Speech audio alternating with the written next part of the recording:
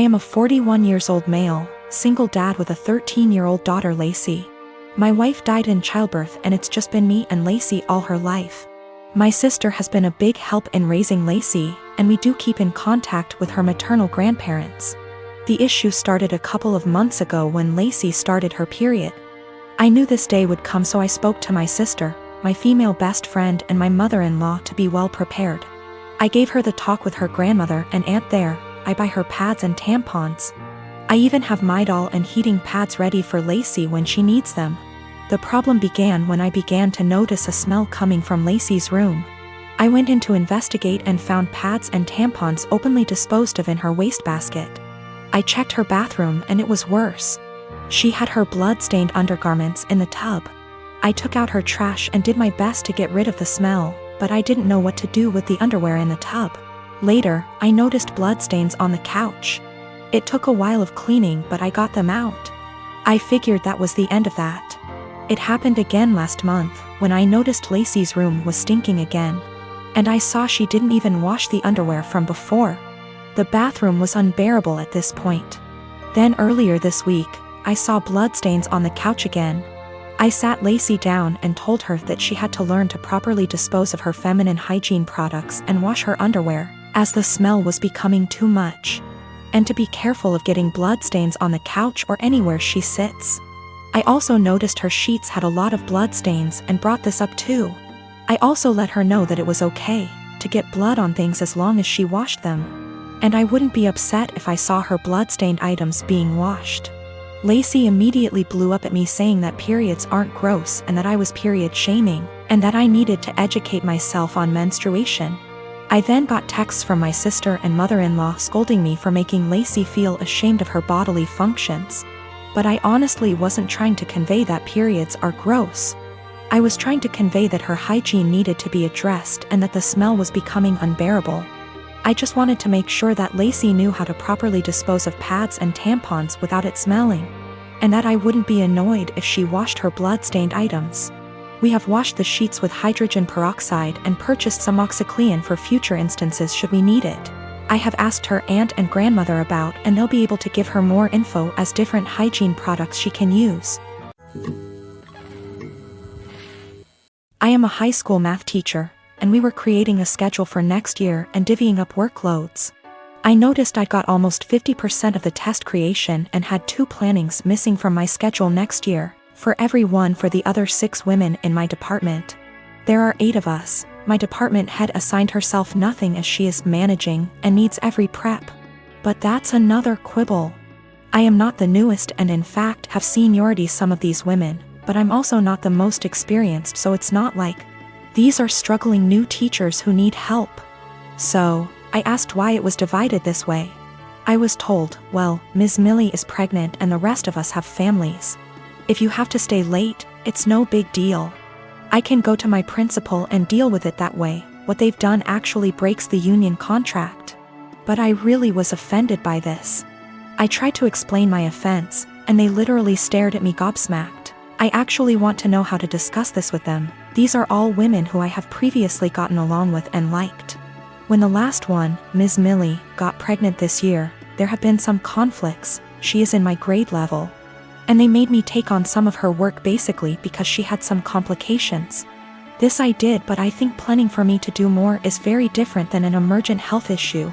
As well as some uncomfortable situations for me, having to participate and buy stuff for her baby shower.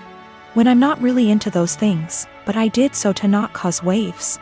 A lot of people have advised go to the union, go to the principal, and I absolutely will if necessary. I want to be clear, I'm not worried at all that I'll be forced to work this schedule, but these are my colleagues. Many have been working with me 5+ years, and we have lots of meetings and times together, where it's helpful to get along. So I do try to get along, like the baby shower thing, and be a good work friend and colleague. I just want a better way to communicate myself than I had today. I was entirely shocked and very indignant and just found myself unable to express myself well, and I was hoping for ways to approach that someone with their attitude might understand because I can't empathize with it at all. Myself and viewing the other side is how I always try to look at problem solving. I am 20 female, have recently moved out of my mother's house for college. I enrolled in scholarship. The other night, my mother wanted her, my younger brother, and I to have dinner together. It's been a while since we've spoken, and I'm afraid this might happen again. We were having a nice night, the dinner was delicious, and honestly, we were all having a good time. Eventually, we got onto the topic of how things were when I was younger. I made the comment on how her behavior when I was younger made me feel like I missed out on a lot of things as a child. She disagrees, and tells me that I'm being dramatic, and that my childhood was perfect. Quote, I was lucky to have a mom who cared as much as she did. My mother gave birth to me when she was 18. My father walked out when I was young, due to a personal conflict between the two. So, she raised me on her own until I was 7. She met a guy, and they ended up having a kid together, my younger brother. He was a golden child to my mom. His father was only a temporary item, as he left as well, soon after. Although the father of my brother was still visible in his life, I didn't have anyone to look up to as a father figure. Eventually, my mom went through a phase of depression after they separated. She started to care less and less about her children, and more about her parties and men she wanted to sleep with. It ended up getting so bad that by the time I was 10, I was a full-time caretaker of my younger brother. With the exceptions of the weekends he was with his father. I started to cook, clean, do everyone's laundry, and take care of everything outside of the boundaries of my home. From ages 13 to 15 I began missing out and losing good friends because I wasn't able to participate in any activity related to anyone else. I didn't get a car or a phone until I was 18, and even then I wasn't allowed to leave my house. I graduated senior year with flying colors and ended up getting a scholarship to a really good college. I took this opportunity not only to focus on myself, but to also help my mother realize that I was not going to be around forever.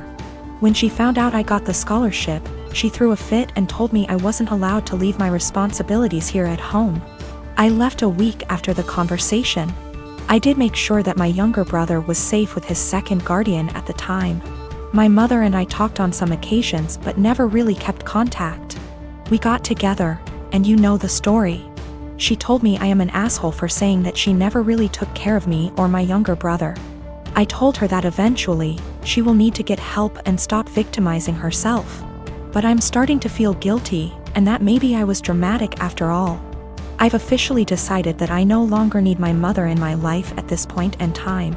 I'm now going to only focus on myself, and working towards a successful career in law. Of course, my mom won't take it well, but it won't really matter to her in the long run. Her children never really mattered to her. I'm going to stay in contact with my younger brother, though. I'm going to make sure that he doesn't possibly go through the same amount of trauma I did. University is starting back soon, so many of my friends started moving back to town. I am 17 female, live in a house with 5 friends. I wasn't born in the UK but moved here with my parents when I was 17. We come from another European country, so I speak my native language, English, which is far from perfect. I've been learning Spanish and English since I was little, and my Spanish is better than my English. I don't have an obvious accent in English, people just assume that I am Canadian. We had a small party on Saturday and one friend brought his new girlfriend, Jess. Jess 20, and she's the reason why I am posting here. Jess made sure to let everyone know that she's a polyglot and speaks multiple languages. I was obviously impressed. I study modern languages, meaning that I'm learning Italian and German on top of Spanish. And obviously I asked what languages she speaks: Spanish, Japanese, Arabic, my native language, German, Korean, and French. I told her how impressed I was and carried on with my evening. I had a short phone call with my mom, whom I obviously speak to in my native tongue, and I went out of the house to talk to her. Jess was out in the garden and heard my conversation, and she corrected me on my pronunciation. I told her that she was in the wrong, and she insisted that she knows better. I didn't fancy getting into any arguments, so I ignored her and went back inside saying whatever. Later, I bumped my head and swore loudly in Spanish. I tend to code switch a lot when drunk, and she corrected my pronunciation, which was funny because it was her who was incorrect. I ignored her again. A while later I wanted my friend, who is from Spain, to hand me something, but I forgot how it's called in English. So I said, hand me Spanish word, please, knowing my friend would understand. Jess decided to correct me again, using completely incorrect word. My friend and I looked at each other, and me being drunk, I lost any self-control I had. I spoke to Jess in Spanish asking her what the hell she thinks she's doing. And she looked at me telling me that my Spanish was so wrong that she didn't understand a word. It wasn't but okay. So I told her the same thing in my native tongue. To which she replied with the same thing. I laughed at her and told her it's my native language and she really shouldn't lie about being a polyglot and correcting people when she doesn't actually speak those languages. She was fuming. She tried to grab her boyfriend's hand and leave with him, but he was too drunk to care and just said, "Told you to stop lying."